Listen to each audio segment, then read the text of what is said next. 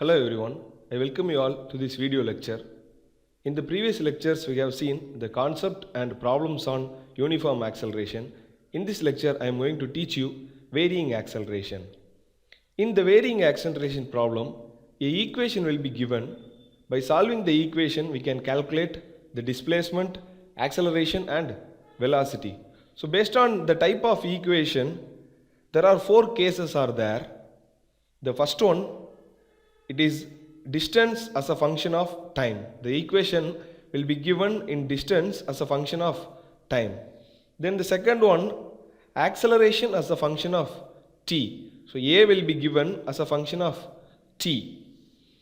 Then the third one, acceleration as a function of velocity, a as a function of v. And the fourth one is acceleration as a function of displacement. So a will be given as a function of displacement s. So among these four, the third and fourth are very rare. The first two cases are very important in the exam point of view. So we will see the first two cases in detail. So first case is s in terms of t. So if we want to calculate the velocity from the displacement, we know that v is equal to, by differentiating the displacement with respect to time, we can calculate the velocity. So further, if you want acceleration, then it is dv by dt. So differentiating the velocity with respect to time. So this is how we have to calculate the v and a from the s equation. Now, for example, let us consider a equation s is equal to t cube plus 4t square plus t. Okay, so this is the given equation. You can see that the distance s is given in terms of t. So the equation for s will be given in terms of t. So this is case number 1. So this is case number 1. So if you want velocity, then v is equal to, so we have to differentiate this s equation with respect to t. So ds divided by dt, that is equal to, so t cube, if you differentiate with respect to t, it is 3t square plus 4t square. So t square is 2t. So 4 into 2 it is 8t plus t, if you differentiate, it is 1. So further, if you want acceleration, a is equal to dv by dt, that is equal to, so 3t square. T square, if you differentiate, it is 2t. So 3 is there. So it is 6t plus 8t is 8 plus constant, if you differentiate, it is 0. So this is case number 1. The distance is given in terms of t. Then case number 2 is acceleration as a function of time. So here, if I want velocity, then we know that from acceleration we have to integrate, integration of a dt. So if you integrate the acceleration with respect to time, then you will get velocity. Further, if you want displacement s or distance, then integrate v with respect to time. Okay, so let us consider a example equation. A is equal to t square plus 2t plus 1. Okay, so here you can see that the acceleration is given, a is given in terms of t. So acceleration as a function of time. So this is case number 2. So if I want velocity, then v is equal to integral of a dt, that is equal to integral of t square plus 2t plus 1 into dt. So if I integrate this, I will get t square. If I integrate, it is t cube divided by 3 plus 2 into t square by 2 plus t. Then further, if I want displacement s, then it is integral of v into dt, that is equal to, write this equation, it is t cube by 3 plus 2 it cancelled, it is t square plus t into dt. So if you integrate this, then you will get t power 4 by 3 into 4. So here you will get a constant plus c1 and here you have to integrate C1 also. Okay, then if you integrate this, t power 4 divided by 3 into 4 plus t cube by 3 plus t square by 2, then plus C1 into t plus the next constant C2. So here the C1 and C2 are constants. So in the problem, the boundary conditions will be given, that is the known values of velocity and distance at some time will be given. So by substituting the known boundary conditions in these two equations, we can calculate the value for C1 and C2. Okay, so if the SC equation is given, then it is case number 1, we have to differentiate it. If the acceleration A equation is given, then it is case number 2, we have to integrate this. So now we'll solve a problem. A particle moves along a straight line with varying acceleration. If the distance is measured in meter and given by the relation in terms of time taken as given below, S is equal to 3t cube plus 2t square plus 7t plus 3. Determine number 1, the velocity of the particle at the start and after 3 seconds. Then number 2, acceleration of the particle at the start and after 3 seconds. Okay, so here the SC equation is given in terms of t. So this is case number 1. So in variable acceleration problems, first blindly you can calculate the velocity and acceleration equations. So S is given, S is equal to 3t cube plus 2t square plus 7t plus 3.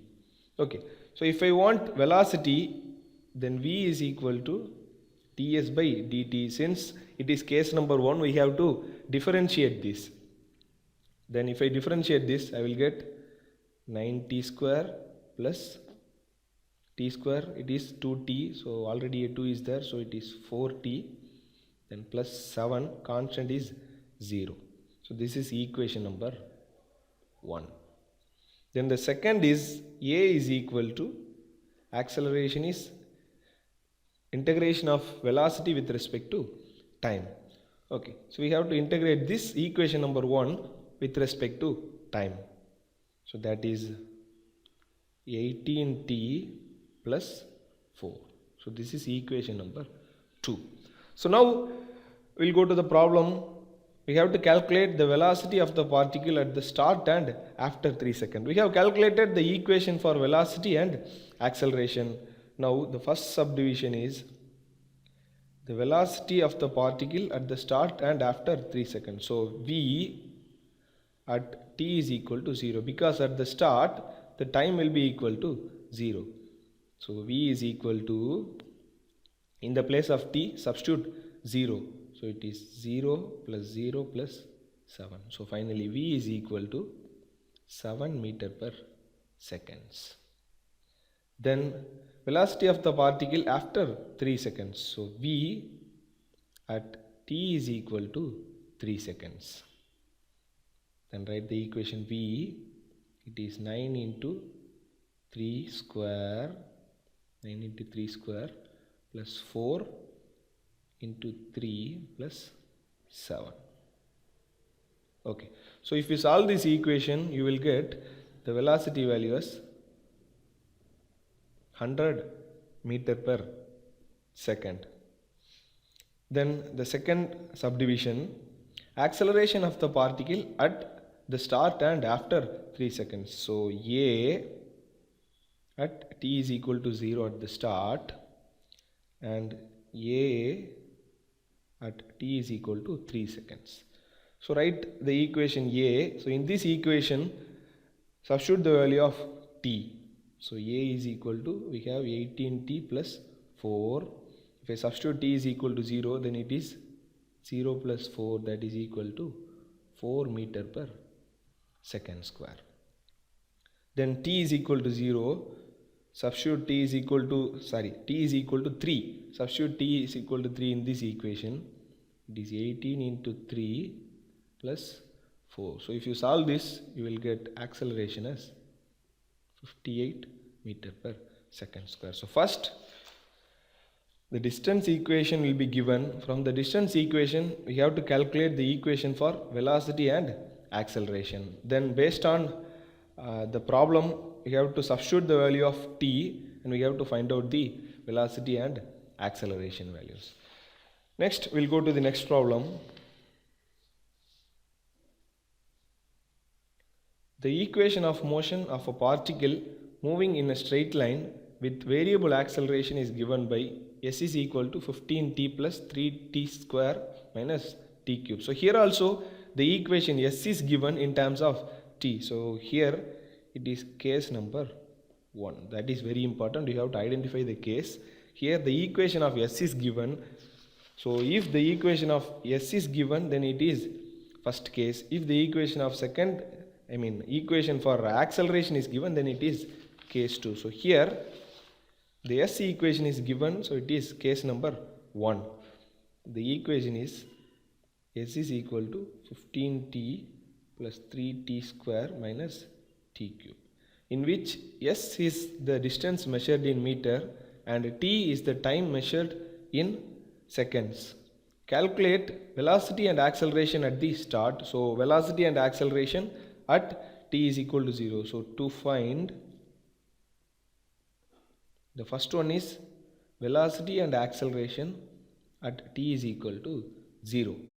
Then number 2, the time at which the maximum velocity reached. The time at which the maximum velocity reached. So at the maximum velocity, the acceleration value will be 0. So t at a is equal to 0. So at the maximum velocity, the acceleration value will be 0. So t at a is equal to 0. Then the third subdivision is maximum velocity of the particle. So here we have calculated the time at which the maximum velocity occurs. So here we have to calculate v at t is equal to t maximum. The time at which the maximum velocity occurs, calculated from the second subdivision. And the fourth one is acceleration when velocity is equal to 0. First we have to calculate the time. So time at v is equal to 0. So by using the time, we can calculate the acceleration at v is equal to 0. So we'll calculate the velocity equation first. So v is equal to ds divided by dt. So if you differentiate this equation, we will get 15 plus 6t minus 3t square. Okay, so 15 plus 6t minus 3t square. So this is equation number 1. Then a is equal to dv by dt, that is equal to, if you differentiate this equation, 15 is 0, 6 minus 6t. So this is equation number 2. Okay, so first we'll start from velocity and acceleration at t is equal to 0.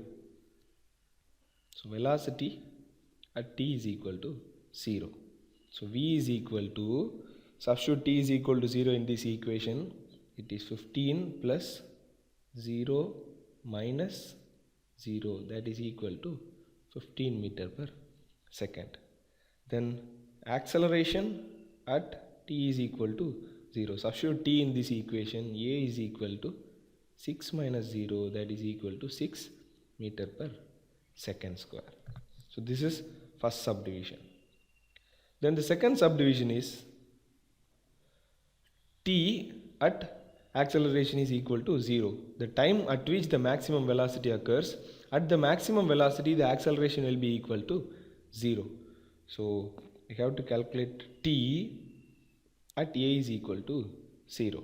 So in the second equation, substitute the value of a as 0. We have the second equation as a is equal to 6 minus 6t. In this, substitute the a value as 0. So 0 is equal to 6 minus 60. So if you solve this equation, you will get t is equal to 1 second. So at 1 second, the particle will reach its maximum velocity. Then the third subdivision is maximum velocity of the particle. So we have already calculated the time at which the maximum velocity occurs. By substituting the time in the velocity equation, easily we can get the maximum velocity. So v at t is equal to 1 second. So here at t is equal to 1 second, the velocity will be the maximum one. So v is equal to, substitute the value of t in the first equation, it is 15 plus t is 1, so 6 into 1 minus 3 into 1 square, so it is 3 into 1. So if you solve this, you will get velocity is equal to 18 meter per second. So this is the maximum velocity. Then the fourth subdivision, acceleration when velocity is 0. So acceleration when velocity is equal to 0, first we have to calculate the time at which the velocity is equal to 0. So once if you calculate the time, then we can substitute the time in the acceleration equation and we can calculate the acceleration at velocity equal to 0. So first let us calculate the time at which the velocity is equal to 0. Okay, so substitute v is equal to 0 in the first equation. The first equation is v is equal to 15 plus 60 minus 3t square. In that substitute v is equal to 0. So 0 is equal to 15 plus 60 minus 3t square. Okay. So if you solve this equation, you will get two values. By using the calculator, we can solve the equation. You will get two values. In that, take the positive value alone. So t is equal to 3.5 meter per second. So this is the time at which the velocity is equal to 0. So now we can calculate the acceleration at the t is equal to 3.5 meter per second, because at 3.5 meter per second the velocity is equal to 0. Sorry, it is 3.5 seconds. So a is equal to, substitute the value of t as 3.5. It is 6 minus 6 into 3.5. If you solve this, you will get minus 15 meter per second square. So here the acceleration is in opposite direction. That is why it is called as retardation, because when we are reducing the velocity to 0, we are applying the brake, which means we are reducing the velocity. That's why the acceleration is on the opposite direction. So the important point is, first in every problems you have to calculate the equation for velocity and acceleration. Then based on the problem, we have to find out the velocity and acceleration at the time duration. In this problem, the maximum velocity of the particle we have to calculate. So for that, first you have to calculate the time at which the maximum velocity occurs. Similarly, the acceleration when velocity is equal to 0 we have to calculate. So first we have to calculate the time at which velocity equal to 0. So once if you calculate the time, then by substituting the time in the acceleration equation, we can calculate the acceleration when velocity is equal to 0. Thank you.